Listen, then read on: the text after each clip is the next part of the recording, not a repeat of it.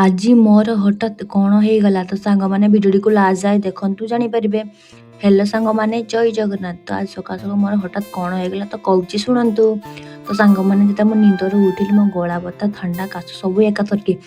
ତ ସେଥିଲାଗି ମୁଁ ଗ୍ୟାସ୍‌ର ଗରମ ଜଳ ବସାଇ ଦେଇକି ଲୁଣ ହେନ ପକାଇ ଦେଇକି ଗଳା କରୁଥିଲି। ତ ସାଙ୍ଗମାନେ ଆପଣମାନେ ଯଦି ଘରୋଇ ଉପଚାର ଜାଣିଥିବେ ପ୍ଲିଜ୍ କମେଣ୍ଟରେ କହିବେ।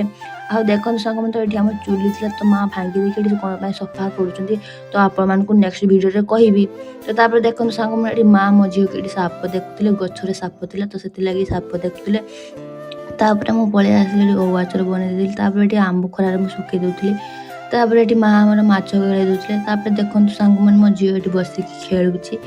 ତାପରେ ସାଙ୍ଗମାନେ ଆପଣମାନେ କମେଣ୍ଟରେ କହିବେ ତ ଏଇଟା ବିଲରୁ ମାଆ ଏଇଟା କି ଜିନିଷ ଆଣିଛନ୍ତି ଆପଣମାନେ ଯଦି ଜାଣିଥିବେ ପ୍ଲିଜ୍ କମେଣ୍ଟରେ କହିବେ। ଆଉ ଭିଡ଼ିଓଟିକୁ ଲାଇକ୍ ଆଉ ସବସ୍କ୍ରାଇବ୍ କରିଦେବେ। ତାପରେ ଦେଖନ୍ତୁ ସାଙ୍ଗମାନେ ତ ଏଠି ବର୍ଷା ପକାଇବା ଆରମ୍ଭ ହୋଇଯାଇଥିଲା। ତାପରେ ମାଆ ମୋତେ କହିଲେ ଛୁଆ ପାମ୍ପଡ଼ ଶାଗ ବର୍ଷା ପାଗରେ ପାମ୍ପଡ଼ ଖାଇବା ବସିକି। ତାପରେ ମୁଁ ଏଠି ପାମ୍ପଡ଼ ଛାଙ୍କି ଦେଇଥିଲି। ତାପରେ ମୋ ଝିଅ ପାମ୍ପଡ଼ ଖାଇଲା ସେ ଅଣ୍ଡା ସିଝା ବସିକି ଖାଉଥିଲା। ତାପରେ ମାଆ ଏଠି ପାମ୍ପଡ଼ ଖାଉଥିଲେ। ତାପରେ ମୁଁ ଖାଇଦେଲି ପାମ୍ପଡ଼। ତ ସାଙ୍ଗମାନେ ଭିଡ଼ିଓଟିକୁ ଲାଇକ୍ କମେଣ୍ଟ ସେୟାର ସବସ୍କ୍ରାଇବ୍ କରିବେ। ତ ରହିଲି ଜୟ ଜଗନ୍ନାଥ।